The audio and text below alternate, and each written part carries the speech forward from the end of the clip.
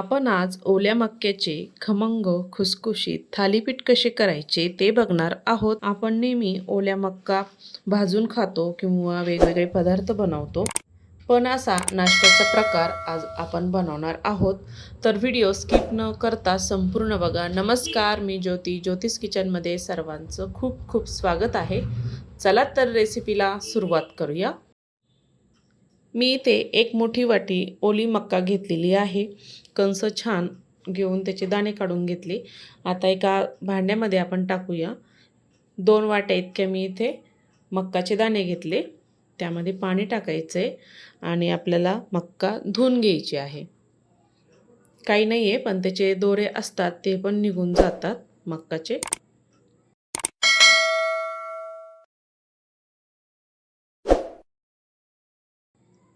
छान मी त्यामधलं पाणी काढून घेतलं. आता काही मसाले बघूया.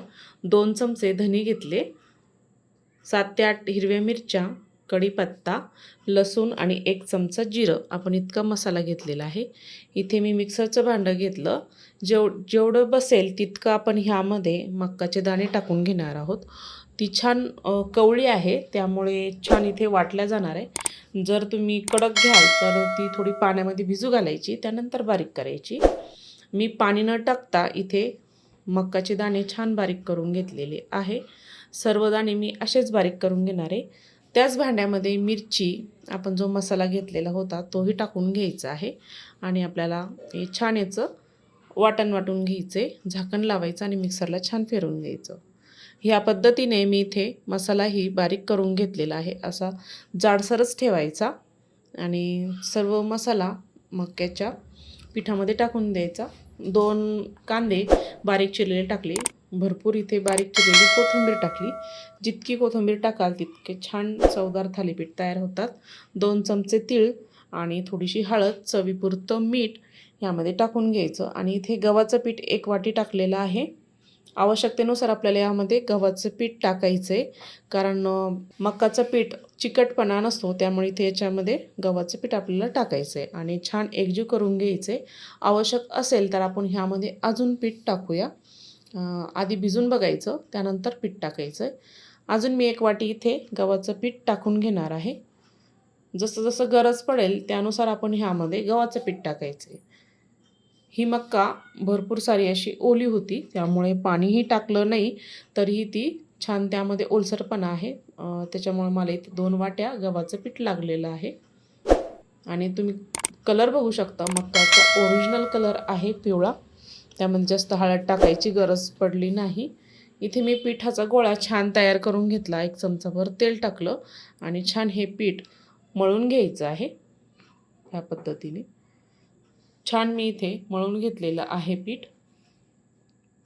आपण आता लगेचच थालीपीठ करायला घेऊया. मी इथे छोटासा गोळा घेतलेला आहे. छान असा हातावर गोल करून घ्यायचा आहे.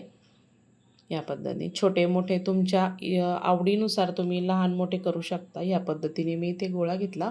कॉटनचा रुमाल घेतलेला आहे ओला करून, त्यावर अजून पाणी टाकायचं आणि छान असं थापून घ्यायचं. पतलं पतलं छान असं पातळ लाट थापून घ्यायचं, म्हणजे थालीपीठ भाजतात आणि चवदार लागतात. जाड अजिबात करायचे नाही. मस्तचे पतले पतले आपल्याला हे थालीपीठ थापून घ्यायचे. कॉटनचा कपडाच घ्यायचा, म्हणजे टाकायलाही बरं पडतं तव्यावर.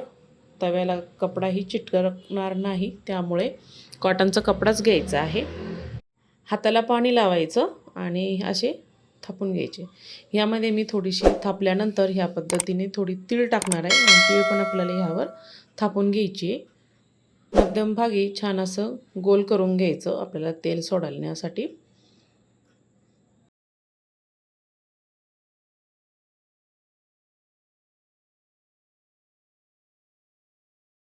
आता आपण थालीपीठ भाजायला टाकणार आहोत. तवा छान गरम झालेला आहे आणि थालीपीठ त्यावर टाकून घ्यायचं. अलगद असा कपडा काढून घ्यायचा आणि थोडं थोडं आपल्याला यावर तेल टाकायचं. तेल, तूप तुम्ही काहीही टाकू शकता. बटरही टाकलं तरीही चालतं. झाकण ठेवायचं. 1-2 मिनिट वाफ काढून घ्यायची. वाफ काढलेली आहे. खालचा भाग आपण आता चेक करूया. छान असं थालीपीठ भाजलेलं आहे. आता खालचा भाग आपल्याला छान भाजून घ्यायचा आहे. मस्त खमंग खुसखुशीत असे हे थालीपीठ तयार होतात. आता ह्या सीझनमध्ये आपल्याला मक्का मिळेलच, तर अशा पद्धतीने ओल्या मक्काचे थालीपीठ नक्की तयार करून बघा. आजची रेसिपी आवडली असेल तर ज्योतिष किचन चॅनलला नक्की सबस्क्राईब करा, बेल आयकॉनला क्लिक करा, म्हणजे नवीन रेसिपीचे नोटिफिकेशन सर्वात आधी तुम्हाला मिळेल. फेसबुकवर बघत असाल तर फॉलो करा.